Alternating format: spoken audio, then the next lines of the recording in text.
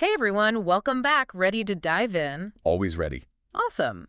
So today we're exploring Eduardo Clemente's Attitude is Your Superpower. Oh, yeah. This one was a good one. It really was. He combines personal stories and career advice. Right. All around, how a positive mindset can impact things. Yeah, exactly. And that's what we're looking at today, right? What are the practical things we can take away from this? Absolutely. Okay.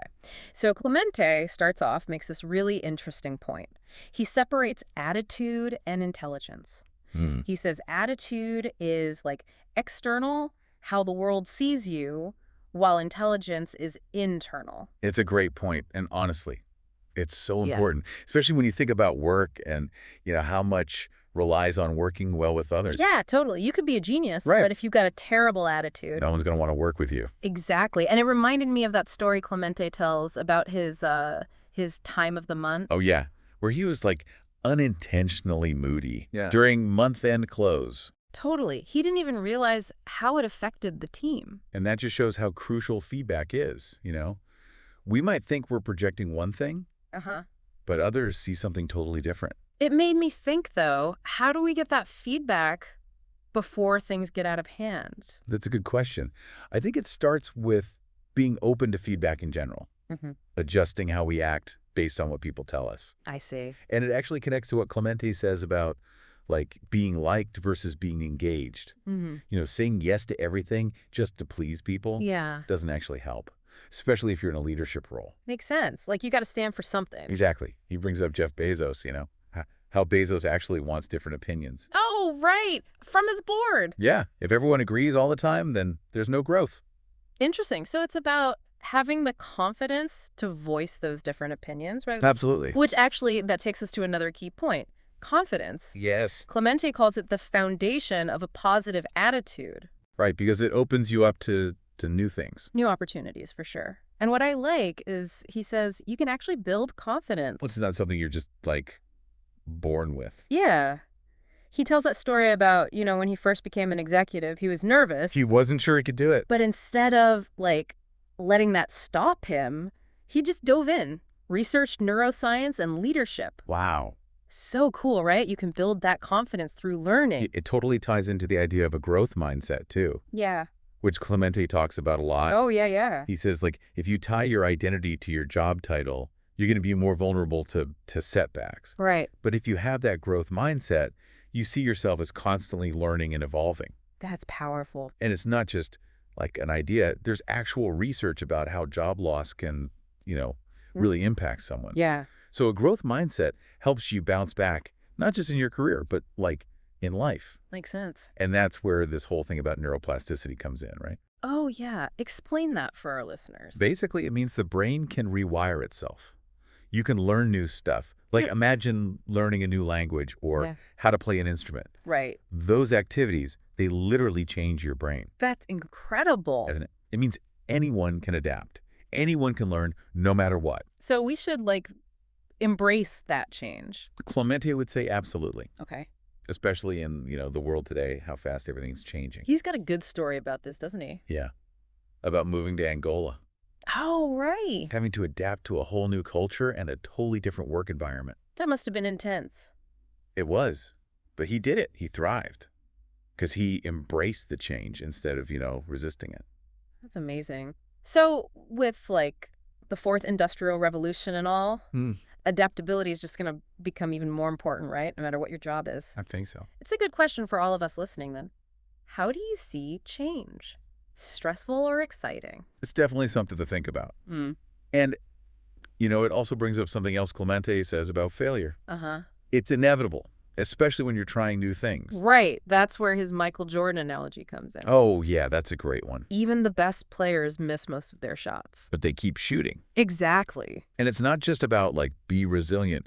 Clemente says it's about being honest with yourself, knowing your limitations, and communicating them, too. Especially when you're taking on something new. Yeah, because, you don't want to set yourself up for failure or stress everyone out. It's about managing expectations. Exactly. Yeah. Exactly. And even if things go wrong, it's not the end of the world. Remember that story about Clemente's ceiling? Oh my gosh, yeah. Things happen. even in the best companies. It shows how important it is to just like roll with the punches, you know? Right. You can't control everything. But you can control how you react. And that's where resilience comes in, having that strength to bounce back.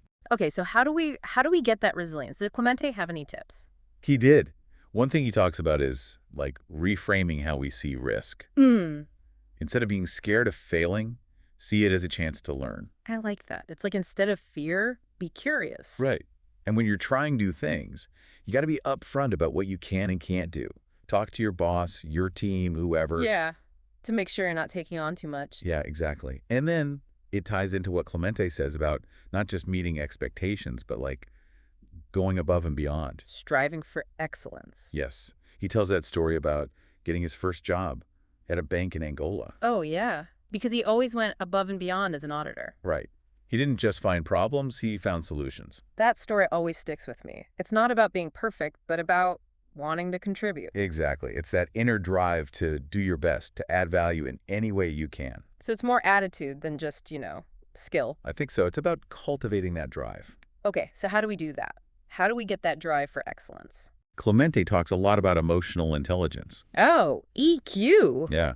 Understanding your own emotions and the emotions of the people you work with. Right, so it's not just about being smart. It's about, being aware. Exactly. He actually breaks down what EQ is made of. Things like self-awareness, empathy, social skills. Can you go into that a little more? Sure. Self-awareness is knowing yourself. Yeah. Like, what are your strengths, weaknesses? How do you affect other people?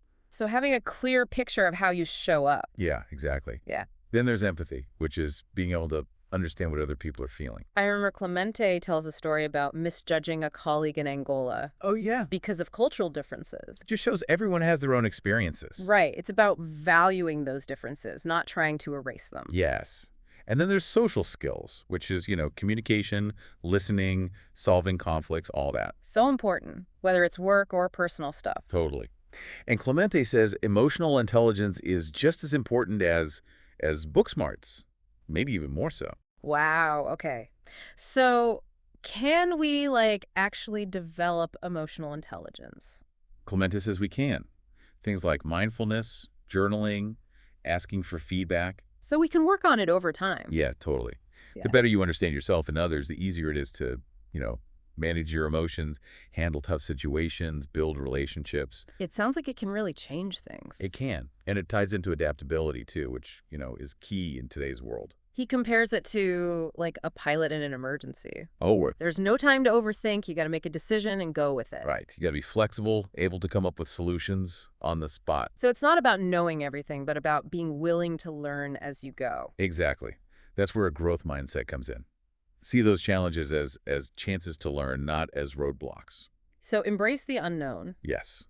And when things are changing, it all comes back to managing expectations, yours and everyone else's. That under-promise, over-deliver thing. That's such a good rule. Do you have any examples from your own work? Yeah. Early in my career, I had this project with a crazy deadline. Oh. Instead of freaking out, I just talked to my manager, explained the situation. And they were cool about it. Yeah, they totally understood. We worked out a better timeline together, made sure everyone was on the same page from the start. So less stress and better results. Totally. And what's interesting is Clemente points out that sometimes people will, take advantage if you're always willing to do extra. Oh, that's a good point. It's important to set boundaries. Protect your time. Right. Remember the Michael Jordan analogy? Yeah, he missed a lot of shots, but he's still the best. Exactly. You got to have that drive, but also know you can't always win. It's about learning from mistakes and getting better each time. And that drive, it's not about being perfect.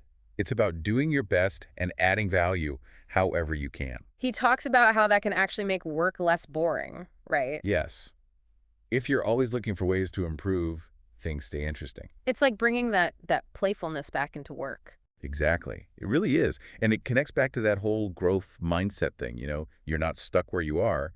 There's always more to learn. And that goes beyond just our jobs, right? Oh, absolutely. It can totally affect your personal life too. You become more adaptable, resilient, open to trying new things. It's like it helps you become a better person, not just a better employee. Yeah.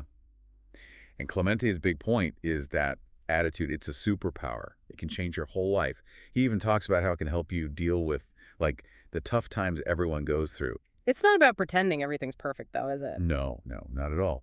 It's about facing those tough times with the right mindset, believing you can get through them. So it's about how you choose to look at things. Exactly. He says we always have a choice in how we react. Do we let things defeat us, or do we learn from them? And he gives you a way to think about that, right? Yeah, he calls it the 4 stages of competence. It's like a model for how we learn new skills. Okay, break that down for us. What are the stages? All right, so first, there's unconscious incompetence. Unconscious incompetence. Basically, you don't even know what you don't know. You're totally clueless about your own weaknesses. Oh, wow. That sounds kind of dangerous. It can be, but once you realize you're incompetent, you move to the next stage. What's that? Conscious incompetence. Now you know what you don't know, which can be tough. But also, like, now you can actually do something about it. Exactly. That takes you to conscious competence. Now you have the skills, but you still got to think about it. It takes effort. Like when you're first learning to drive, you have to focus on every little thing. Perfect example. And then finally, you get to unconscious competence. Hmm. The skill's so ingrained, you do it without even thinking. It's like second nature. I feel like that applies to so much, not just work skills. Oh, for sure. Learning anything new, improving yourself, it all fits into this model. It's a good reminder that, like, we're always learning, always changing. Exactly. And Clemente says, be patient with yourself. Change doesn't happen overnight. It's a journey. Yes. And he's honest. It can be hard. You'll have setbacks, doubts, but you can choose your attitude. So take those challenges and see them as ways to grow. Exactly. And he leaves us with this amazing thought. He says, the no is always guaranteed. So why not have a yes attitude and see what happens? It's about being open to possibilities, taking chances. And you don't have to do it alone. Find people who support you, mentors, keep learning. Great advice.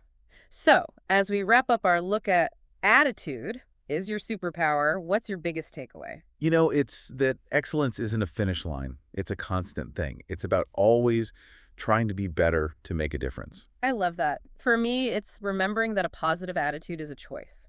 You choose it every day. It's not ignoring the bad stuff. It's about how you face it. Love it. And don't forget, the no is guaranteed. So say yes to something better. Go out there and do amazing things. We hope you're feeling inspired to unleash that power of attitude. We'll see you next time.